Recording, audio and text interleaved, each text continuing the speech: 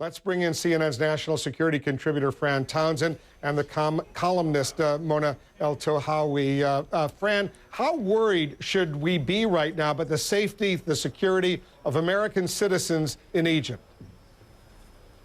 Well, Wolf, because the curfew is not being forced by the Egyptian military, as you've seen in the clips provided by Nick Robertson and Anderson, there are large demonstrations. They are entirely sort of unmanaged from a security standpoint. Normally, you'd have officials out there at least making sure they were safe, and you don't have any of that. And so, you worry about a stampede, a rush, if there was a panic. There's all sorts of things. And so the U.S. government is right to provide this. They're a little slow to be getting to this now. You would have thought this would have happened earlier over the weekend after the president spoke on Friday, but they're right to be doing it now. And as Anderson points out, people will have to reimburse the U.S. government for this travel and then make their own way home from Europe.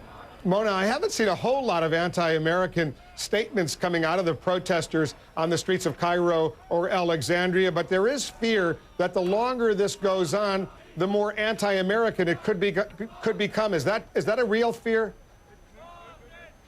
Wolf, I have to stress this revolution in the making in Egypt has nothing to do with America. And American citizens in Egypt have absolutely nothing to worry about. The protesters in the streets of Cairo, the tens of thousands who were staging an uprising against Mubarak, our dictator of 30 years, have been peaceful. The only violence that we've been hearing of has come from thugs that have been shown to belong to the Mubarak regime. No foreign citizen in Egypt has been targeted in any way. I urge you to look at the positive aspect of what's going on. Americans in Egypt will tell you what's going on. Egypt is going through a historical moment.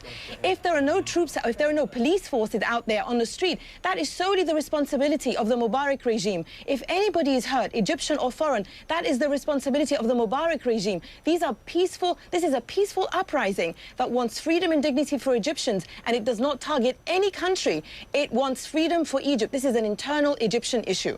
Mona, who are these thugs who are ransacking shopping centers, going through the Cairo Museum, looting homes? Who are these people?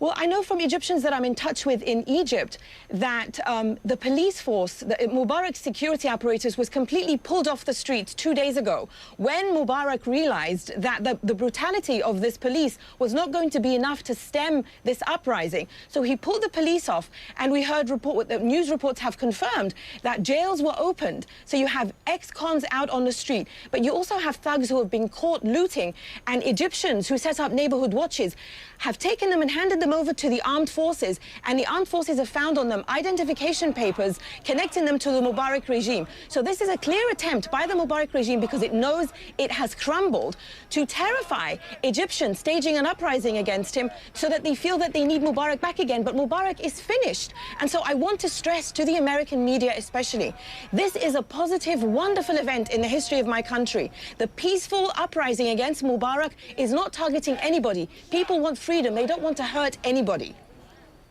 Well, let me just get a quick thought from Fran. Fran, this certainly does underscore the limits of U.S. power in Egypt, indeed throughout the Middle East right now, all of this.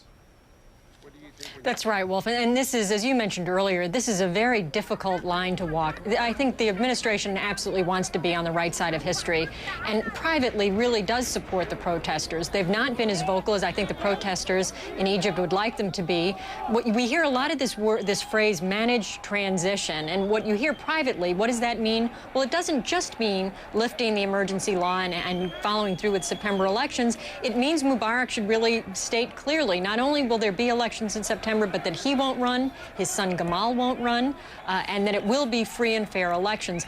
The problem is, I think even with U.S. urging, they haven't seen Mubarak do that. And frankly, if Mubarak had said that on Friday when he made his speech, maybe it would have worked. I think it's too late now for that sort of managed transition strategy that the administration is at least talking about privately. Yeah.